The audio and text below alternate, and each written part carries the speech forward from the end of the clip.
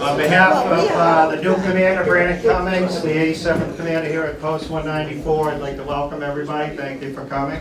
This is an awesome crowd. We got a full house here today. Brandon couldn't be here today, but he wanted to extend his welcome to you all.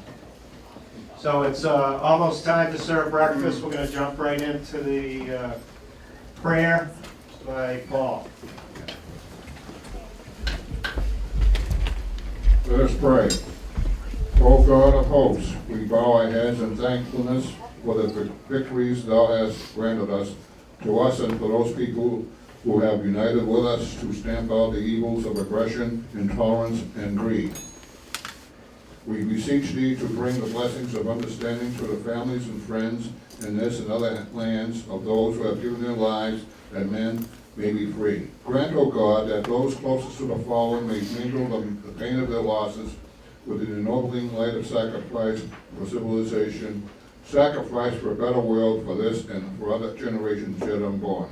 Grant us too, O God, the courage to so live with the friendly nations around the world that the end of strife will be the beginning of enduring peace. Grant us patience in planning with our fellow men a world in which nations may resolve their differences by peaceful means. Touch thou the souls of men in every land with the enduring light of wisdom, so that may we form a brotherhood of people who will strive to further the arts of peace and the laws and ethics blessed by thy love. Grant us now thy continued blessing upon unity and strength that makes victories possible in war, that we may win greater victories of peace. Amen. All right. If everybody would stand and join me in the Pledge of Allegiance. I pledge allegiance to the flag of the United States of America, and to the republic for which it stands, one nation, under God, indivisible, with liberty and justice for all. Thank you. Stand, please stay standing. We're going to have the national anthem. Oh, say, can you see by the dawn's early light what so proudly we hailed at the twilight's last gleaming, whose broad stripes and bright stars through the perilous fight o'er the ramparts we watched were so gallantly streaming, and the rocket's red glare, the bombs bursting in air, gave proof through the night that our flag was still there. Oh, say does that star-spangled banner yet wave o'er the land of the free and the home of the brave?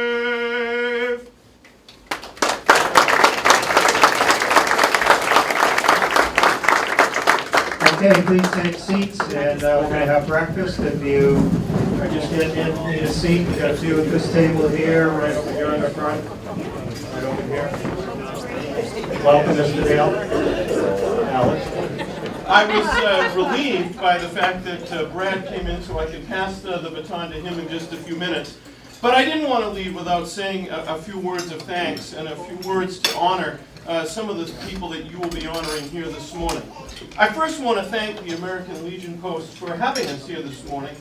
This is a wonderful tradition, and it gives us an opportunity to take a few moments out of our lives in the morning to think about the blessings of the day that will follow, and the blessings of the life that we live, because of the sacrifices of so many men and women in uniform who have placed themselves in harm's way so that we can have the life that we do as Americans, that oftentimes, unfortunately, provokes hostility from those who don't believe in that way of life and who would seek to suppress it or eliminate it from this world.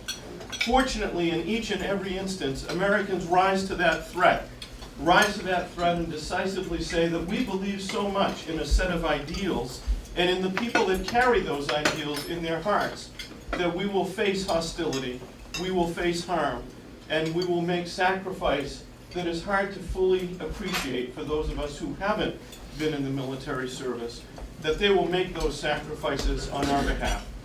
So I want to join with all of you today in doing that.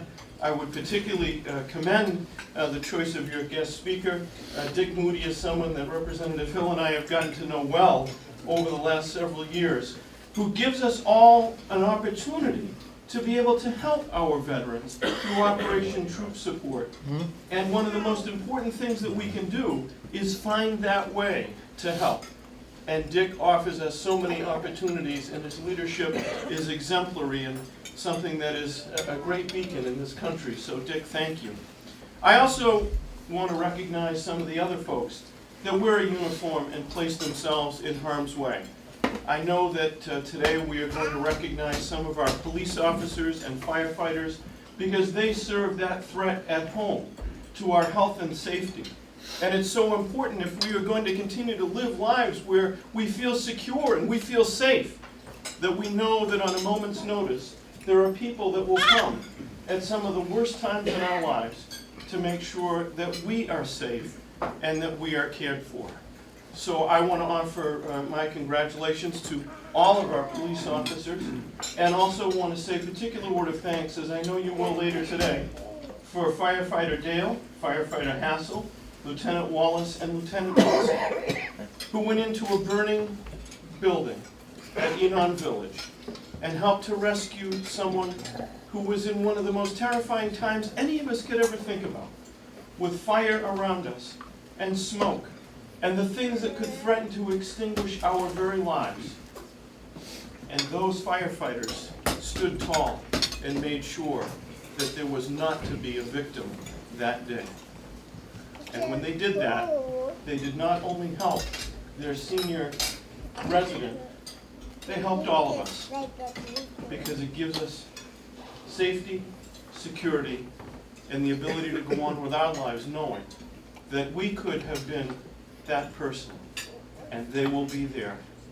Our neighbors in our times of need, who sacrifice for training, to be on duty, and then when the worst happens, to reach out a hand of help in the middle of chaos and disaster and fear, and to say, here's my hand. I am here to help and defend you. So congratulations to, again, our firefighters, our police officers. Thank you to all of the men and women who have served our country and continue to serve our country in the longest war that our country has ever been engaged in the war on terror. As they remain steadfast, my prayer is that so too will we remain steadfast in our love for them, our support for them, and our willingness to do things as we do through Operation Troop Support, to say, here is my hand, and I will help you. May God bless them, and may God bless the United States of America. Thank you all very much.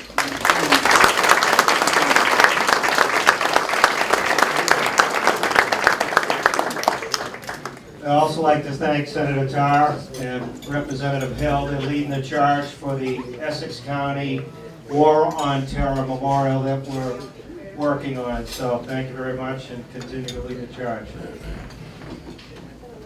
Continue to eat. There's plenty of food. They're going to be coming around, cleaning up. But if you want some breakfast, have a seat. There's plenty of seats available.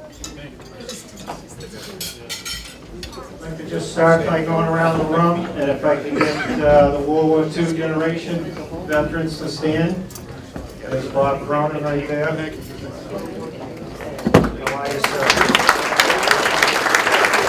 machinist man, second class, Bob Cronin. 95 young, almost, a couple of weeks. And Henry? Yay, Henry! Henry Saline? 99 young. Just a kid. Thank you for coming, Henry. Is there any Korean War era veterans here? Vietnam?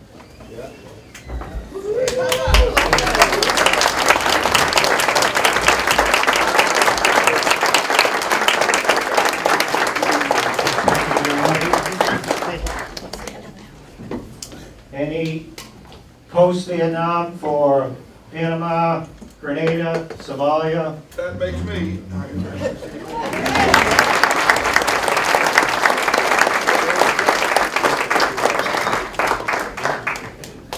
And any OEF, OIF veterans?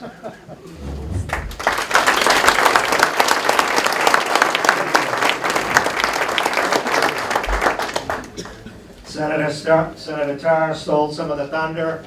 We're doing some presentations today, but I'd like to thank the fire department and the police department. They're always supportive of our post and show up with us every year for the marches, and they've been great to us. Thank you, guys.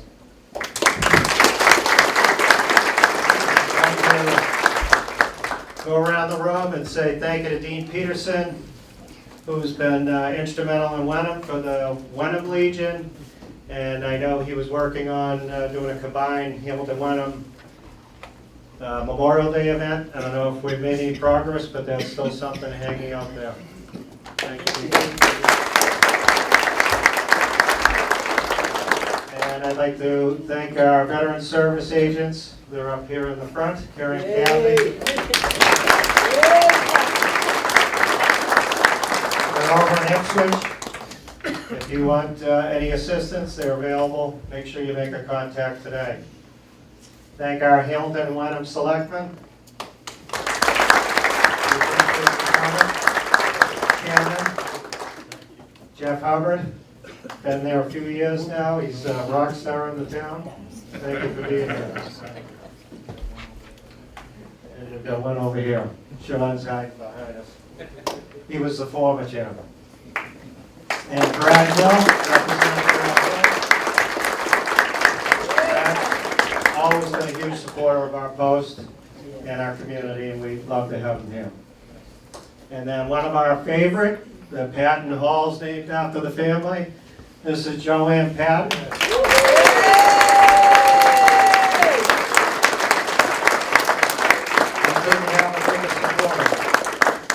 Thank you, Mrs. Patton. It's great to see all the families here with their children. We don't often have children show up at the events. We love having the kids here. There's a bunch of them in the audience. We appreciate it. These guys have been great today. I brought my son too.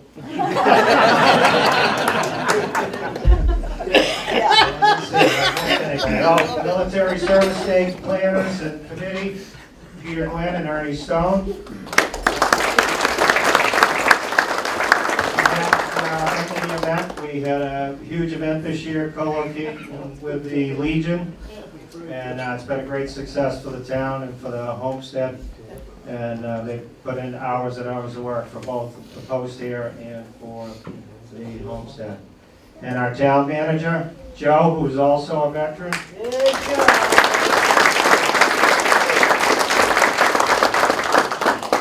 And the slideshow this year was put together for the 100th anniversary of the American Legion Post. We turned 100 in September. We've started on our new century. So these are a culmination of pictures from the last 100 years.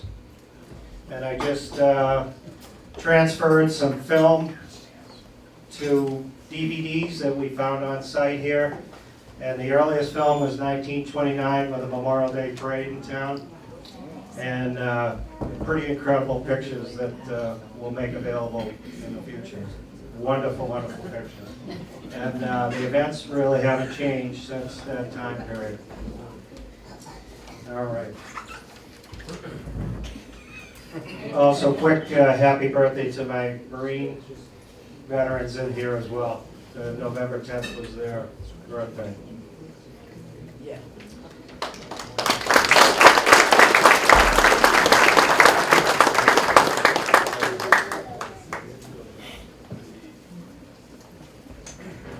All right, we're going to start with an introduction of our guest speaker.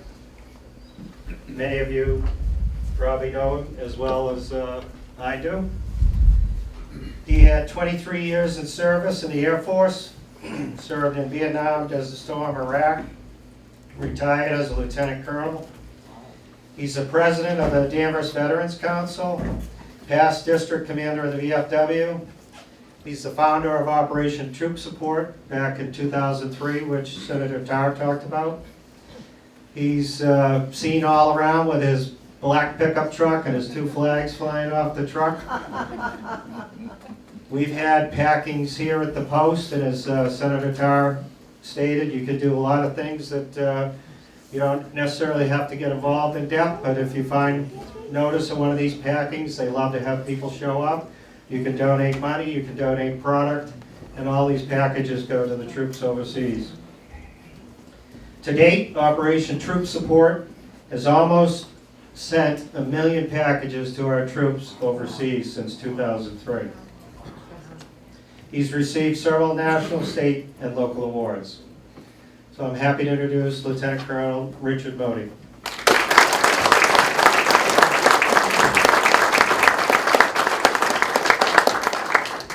I am thrilled to be here today among all these wonderful people.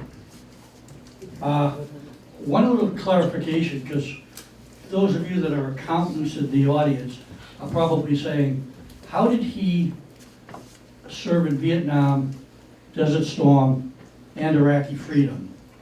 You know, the truth of the matter is, I served in Vietnam, Desert Storm, retired, and then they called me back to go to Iraq in 2005, which was a highlight of my life, let me tell you. But you know, in retrospect, it was really, really good, because when we started our Operation Troop Support in 2003, and Greg was right, we're at 997,000 care packages.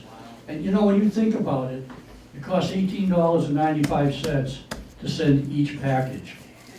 And the amount of outpouring that the country has had to us has been amazing. Because if we don't send it out, it stays in my living room. So I'm out there beating down the doors every day. But I would like to say, if my glasses don't fall apart, the first pair fell apart a little while ago. I had to go out to the car. I'm not really going to talk about Operation Troop Support this morning. I'd like to talk about something that is a little bit more dear to a veteran's heart, and especially since Greg has said that in September you had the 100th anniversary of the Legion. Well, last year, everybody knows, it was a 100-year anniversary of World War I.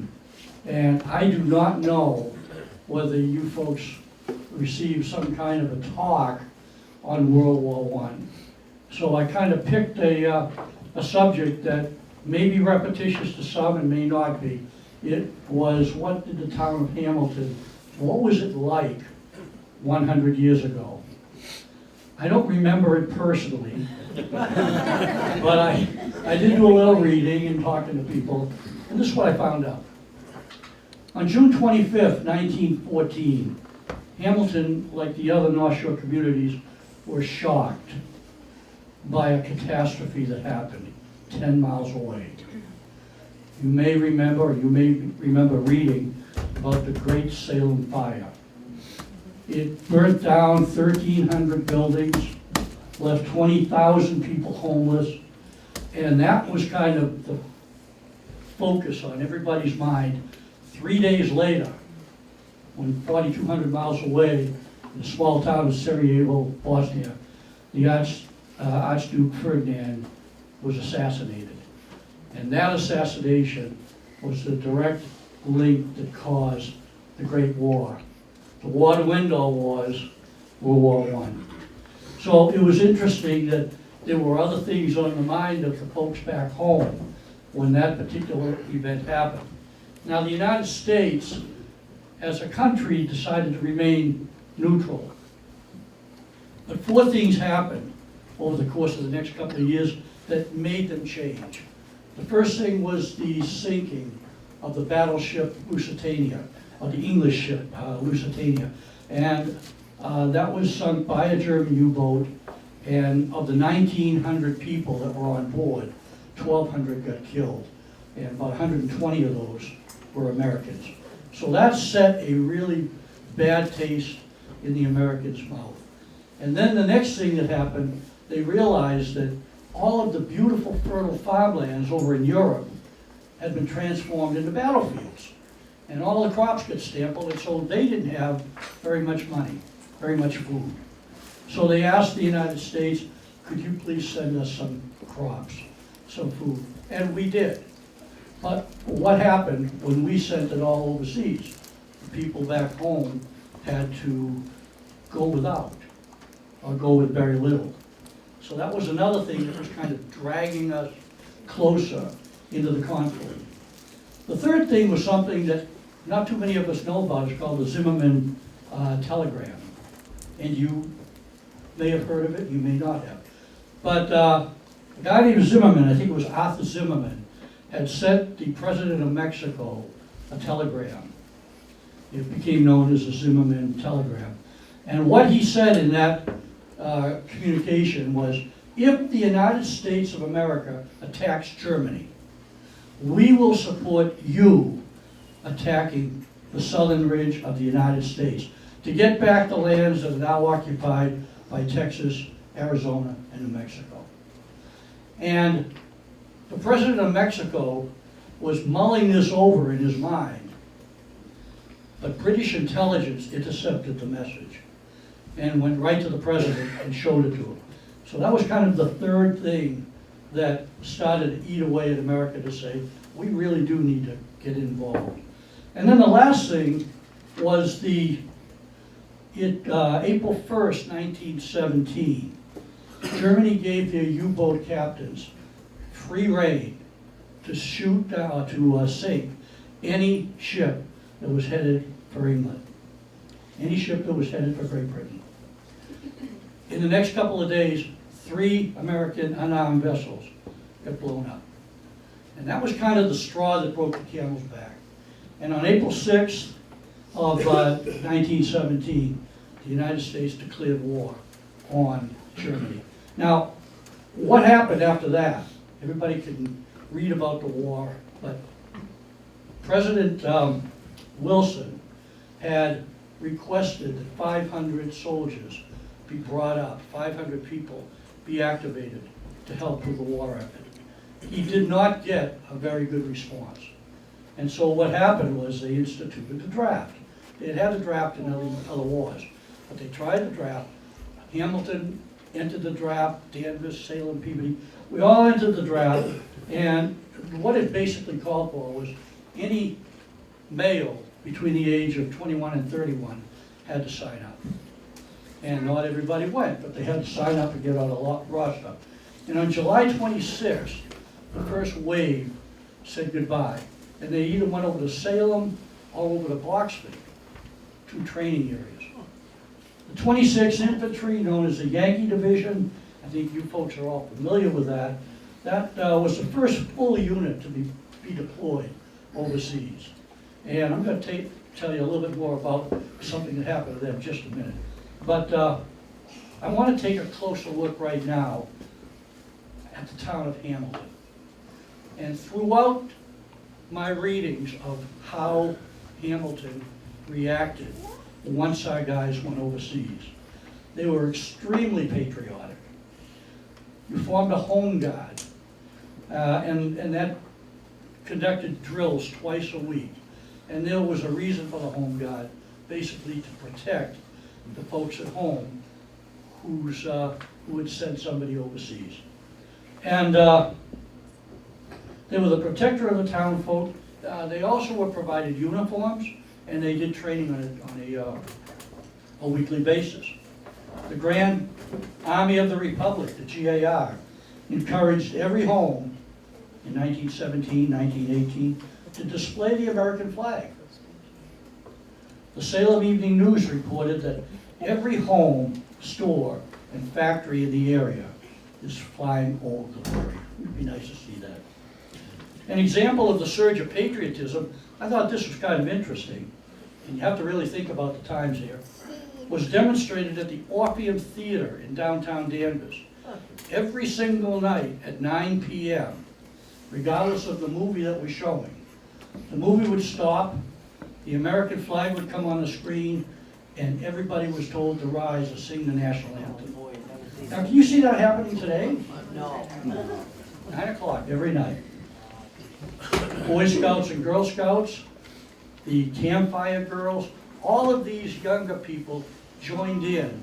The Scouts learned a little bit more about how to tie the knots and how to whittle, how to use the knife. And the Campfire Girls, they set up youth programs, making trench candles, picture puzzles, knitting sweaters, trench caps, mufflers, and washcloths for the boys on the front. This is how we got involved. Food shortage was a major concern. People across the country were encouraged to start their own little gardens, known as victory gardens. Exactly. And mainly that was so that we could eat, because all of the major farms, the food was being shipped overseas.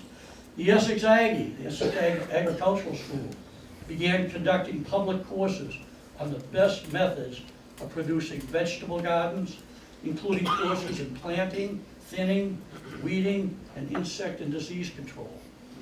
The Protestant men clubs in town set up a program to have homeowners cultivate the private gardens in their town. And several meetings were held at the town hall on issues relating to food consumption. This was a big thing. People needed to eat, and this is what the town did to promote that. I never heard of this term, but I guess maybe some of you have, the Red Men. The Red Men of Hamilton was a club derived from the Sons of Liberty, and they voted that all members would observe one meatless day and one wheatless day each week to save on some food. And finally, no soda, ice cream, or confectionery products could be sold on Mondays. And no tobacco products could be sold except with food. Some of the unique little things that happen locally. A nationwide fuel shortage was impacting everybody. More and more vehicles are being used, like you know, on the battlefield, which means that parts, fuel, all had to be shipped overseas. And to deal with this shortage, Hamilton took the following steps. An ordinance was put out to refrain from driving on Sundays. Restrictions on store lights were enforced. Saturday night was the only night in the week that lights could remain on in the stores. And no interior lights were allowed to stay on after closing time. A quick word about the money. The federal government was able to raise about 40% of the cost of the war through taxation. But they had to rely on other sources to do the other 60%. So they introduced a thing called Liberty Bonds. We've all heard of Liberty Bonds, and what this was, it was a certificate that would purchase by the people to give the government cash, and at a future date, those people could turn it in for their face amount of the bond plus interest. So that worked very well. That gave the government enough money to continue with the war effort. The town, by the way, did a great job with bonds. They had rallies and other fundraising events to support this issue. And finally, the town put together a committee who I would love to meet today. They put together a committee to send care packages weekly overseas. And these care packages consisted of socks, paper, pens, toothbrushes, games, and books. And my own personal gratification is that 100 years later, we're still doing it. The town of Hamilton contributed a lot to the war effort, but the real heroes were the soldiers that went overseas and they fought. Now, I've got a diary at home that was given to us from a World War I veteran. He was meticulous in giving a day-to-day event of his entire time on the European battlefront. And his family gave it to us. And I took a couple of excerpts out of Private Charles Walker Davis diary. I have not doctored one single word. I'd like to read you just a couple of passages from his daily diary. This was during the Battle of Apremont in France. Quote, on March 6th, we pulled up nearer the line into a ruined town called Neuville, where we lived in cellars that were covered with cooties and rats as big as cats. They ran over you at night as we slept. Outside the town was the battlefield, where the Germans and French met in a death struggle. We were told that 20,000 lives were lost in 1916. Today we saw many of the bodies still on the ground, decomposed. And these are a grim reminder of what war is really like. The Germans are sending over considerable gas, and we have to watch our gas masks very closely. We are suffering terribly for clothes and a good wash. I have not had a bath in 6 weeks, and my underwear is black from dirt. About midway through his diary, Private Davis and the 104th were deployed to one of the most severe battles of the war, Belleau Woods. And you know, if you go through a cemetery, especially over in Europe, you go through a cemetery today and find a World War I veteran's gravestone, chances are you're going to see Belleau Wood written on it. That was an awful battle. One of the bloodiest of the war, and Private Davis described it this way. On the morning of July 4th, we relieved the Marines in Belleau Woods under terrific shell fire, losing considerable men. I shall never forget the horrors of Belleau Woods. The dead lay on the ground in thousands and had lain there for days. The stench was something awful. Why I did not go insane, I do not know. We kept on across the wheat field. Men were falling all around me. One shell landed right in the middle of the 3rd platoon and either killed or wounded the entire platoon. However, we kept advancing. We had no choice. How many of us got through that hail of lead, I don't know. Our time had not yet come, I suppose. We arrived at the German trench, and there we went in with bayonet. It was hard fighting. I suddenly realized that my arm was numb, and I saw that I had been hit with a machine gun bullet. Quite a number of boys were lying around me as they were trying to put on their gas masks. But they had failed. I managed to get mine on, but not quick enough, and that delay affected me for months afterwards. I finally collapsed, and when I came to, I was lying on a stretcher with my arm bandaged up. I was lying on I came in on an ambulance, and I was lying in a small church where the medics had put a couple of planks over the back of the pews for an operating table. After my surgery, I was transported to a larger hospital, which was very comfortable. By September 16th, which was about 5 weeks after my injury, I was released and went back to my regiment, where we proceeded to fight in St. Manel and then on to the Argonne Forest. For the next 2 months, we engaged in terrible combat, but by the end of November, I received great news. I was going home. Charles Davis was one of the fortunate soldiers who returned home after the war. He became the first commander of the Danvers VFW post in 1932. In all, Hamilton lost 8 men during the war, killed in action. All of them should hold a place of honor in our hearts. The war ended and the fighting stopped 101 years ago today at 11 a.m. on November the 11th. Over the next few months, the official language of the peace agreement was hammered out. And finally, on June 28, 1919, which was that was the Treaty of Versailles that they signed. That was exactly 5 years from the day that Archduke Ferdinand was killed to start the war. Now, I'm going to finish up with a recap and just kind of listen to this for a second. 101 years ago, Hamilton was a community in small town America.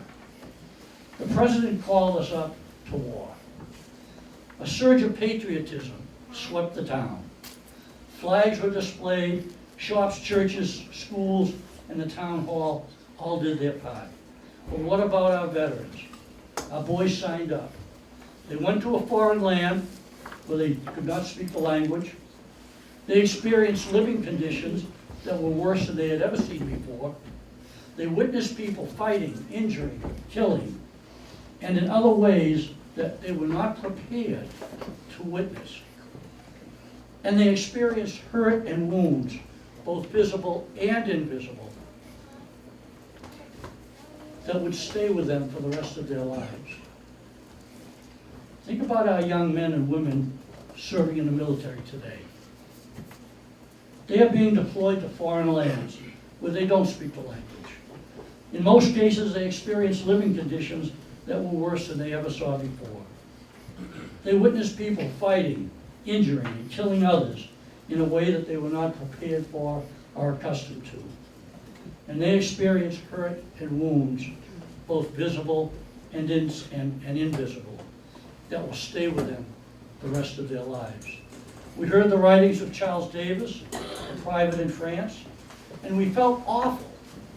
Yet our men and women who served since that time experienced no less than what they suffered. So, in closing, remember, when somebody comes up and you see a soldier and you say, "Thank you for your service," mean it. Really mean it. Thank you.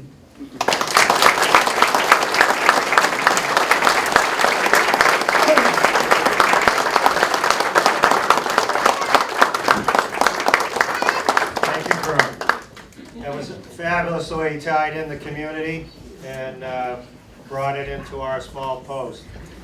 And if you ride through town today and over the past weekend, you've seen all those flags downtown as you see them every year, twice a year. So I want to present this certificate of appreciation for the Colonel come out and speak with us today. He's also got another engagement shortly from this time, so we appreciate you and have you back again. And let's have another pack here as well.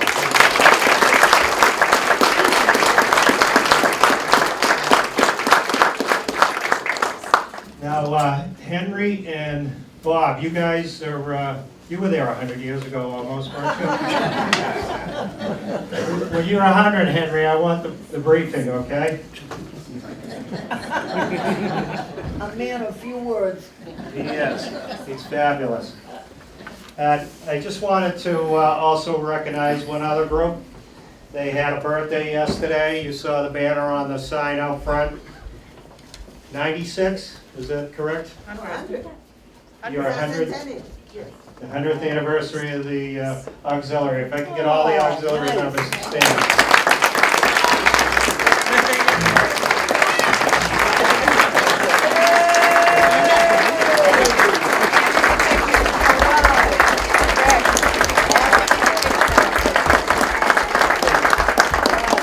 Thank you. And as you know, every year when we do these events, the auxiliary come and set up the tables, do the cleanup, serve us, take everything down, and participate in multiple events throughout the year. So we value your participation.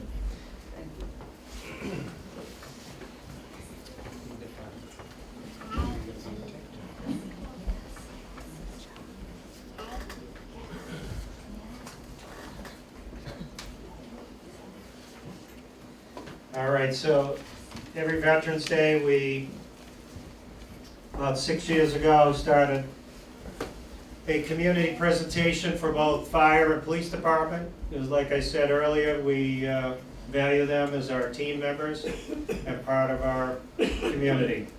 So this year, we are going to do it again, and I would like to start with the police department. I'm going to call Lieutenant James up as a representative for the officer awarded this year.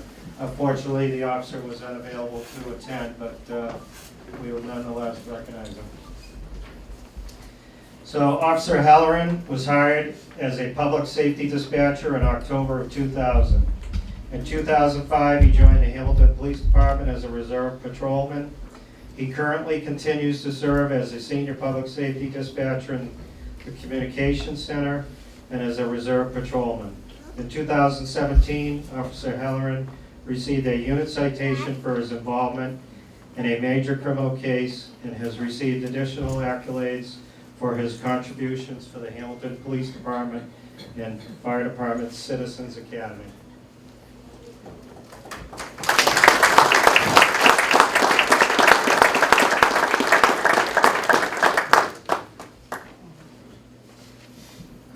So on behalf of Commander Brandon Cummings, we'd like you to represent this for Officer Halloran. I will, thank you.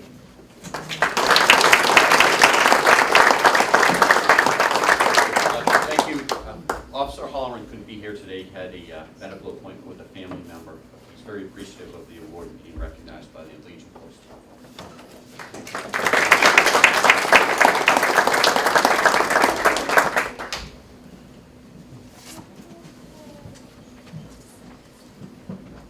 And have you come up and assist me? Uh-oh.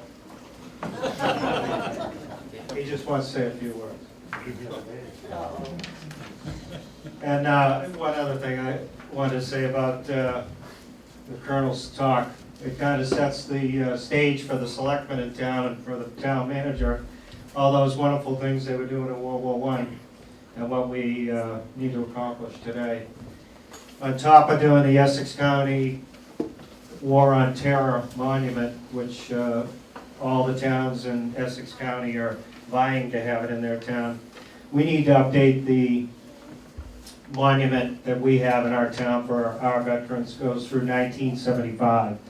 So from 75 to current and future, we need to update the monument downtown. Wenham did theirs in the past couple of years. Obviously a large undertaking depending on how much we put into the monument. I think Wenham was 150,000 or thereabouts. So that's something we need to consider and look forward to leading the charge to get that done. And the VSO has helped me with the numbers of people that have enlisted out of the town and departed into the military. All right, so for the fire department, the chief contacted me, Chief Burnett, about a month ago with a list of names that he wanted to recognize for an exceptional event that occurred here in town. And Senator Tarr had already touched base with this in his talk. The chief felt horrible that he had to go to Hawaii and was unavailable today. But I think he's doing okay out there, I'm sure. And he's already been in contact with him and told him that we're moving forward with the event. So I just want to read an excerpt from the chief's declaration of what the event was. Our Engine 3 responded to mutual aid to the town of Wenham for their working fire at Enon Village on the morning of Sunday, June 3rd, 2019.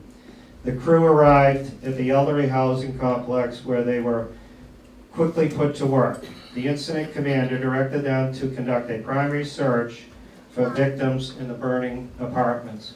So you can imagine with this large complex with multiple people living in the apartments with having elderly patients. So I'm sure it was quite hectic.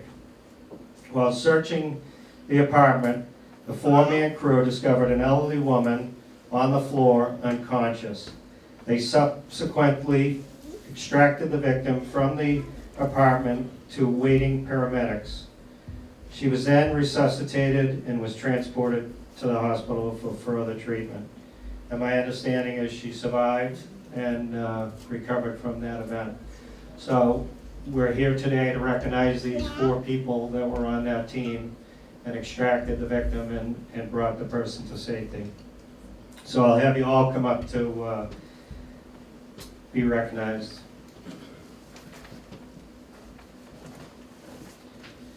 So if I can get Lieutenant Andrew Ellison. Lieutenant Robert Wallace.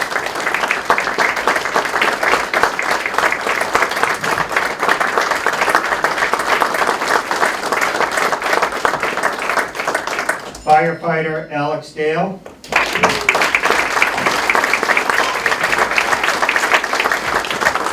And firefighter Christian Castle.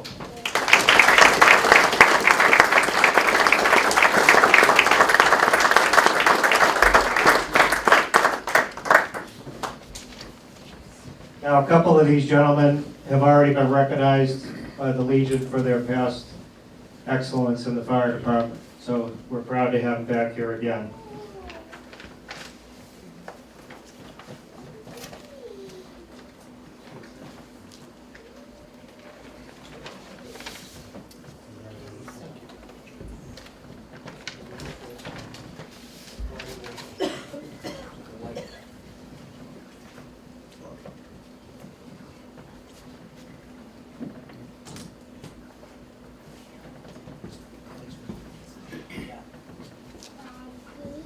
Please recognize them for that exceptional event that they participated in.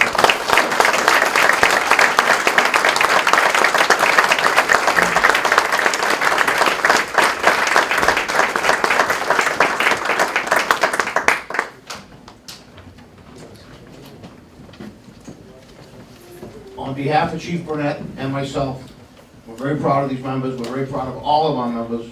Hamilton's a small town. Most of the time what we do is very simple and easygoing, but it's intermingled with that 1% of sheer terror. And these people performed well, doing their job in that moment of sheer terror, and there's a lady alive because of it today. Thank you, gentlemen, on behalf of the chief and myself.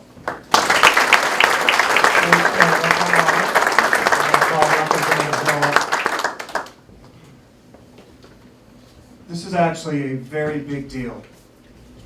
What they did on that day was heroic.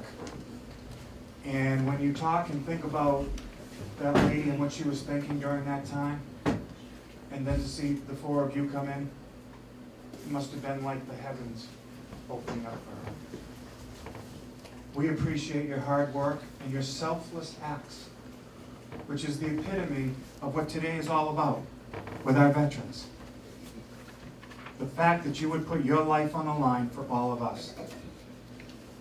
These four have looked at your veterans, appreciated them, as you always do, and you have acted just like them. You veterans, we will never, ever forget the service that you have given us. And to my little friends up front here, you and I, and your brother, we need to keep that message going for as long as you live. Tell your friends, tell your neighbors, tell your family how important the veterans are to the United States of America and what they have done for us. What they have done for us to make sure we have the freedoms that we have. I want you to tell everybody you know for the rest of your life how important veterans are and to recognize what they have given up for us.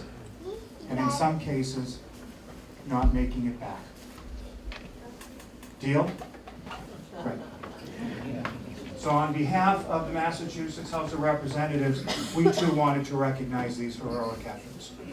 So I have a proclamation for all four of you in recognition of your heroic efforts in saving an elderly woman who was unconscious during a working fire at Enon Village on the morning of Sunday, June 3rd, 2019, signed by the Speaker of the House and offered by me with great pride and great joy, and many, many thanks for what you have all done for us. Congratulations.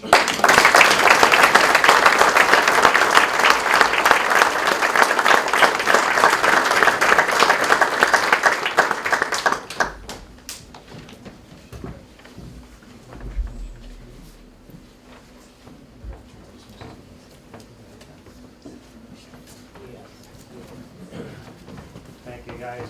Thank you. Give another applause.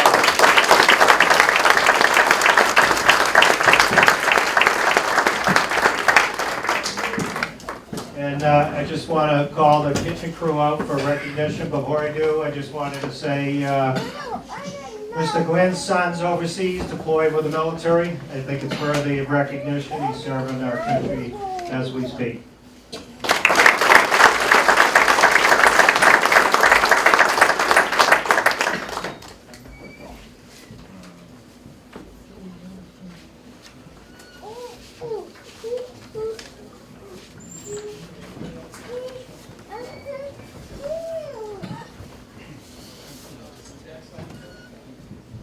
So as we do each year, we want to recognize those that prepared the food and spent countless hours, and also your servers. And your servers are part of that turnaround job.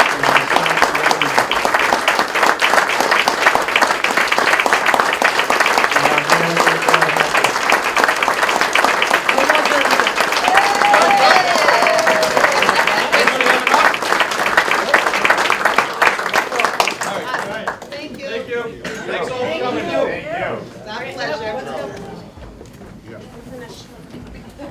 All right, we're just gonna wrap things up. We're gonna do the march from the town hall to the cemetery. That's gonna commence at 10:30. Everyone's invited if you wanna come. We do a silent march and recognition of the 11th day, 11th hour, 11th month, and then we conclude. The other thing I wanted to recognize, I thought the Girl Scouts had stayed, but they came through with some letters from the school children and the scouting and recognized us and provided copies for us. So I hope you enjoy them and read them on your tabletops. So I'm just going to have our chaplain say a closing prayer. Let us pray. Our Heavenly Father, we deem this a fitting time to pay our respects to our departed comrades. As we stand with bowed heads in reverence to them, let us remember the good deeds they accomplished. Let us revere them as good soldiers who fought a good fight in a just cause. Let us silently pray for peace, the peace that passes all understanding. And let us in mind and soul concentrate our hearts and lives to the real America, the land of the free and home of the brave, the America worth fighting for. As we stand in this silence to our departed comrades, may we sincerely say, may their souls rest in peace. Amen. Thank you, and I hope all you veterans have a great rest of the day.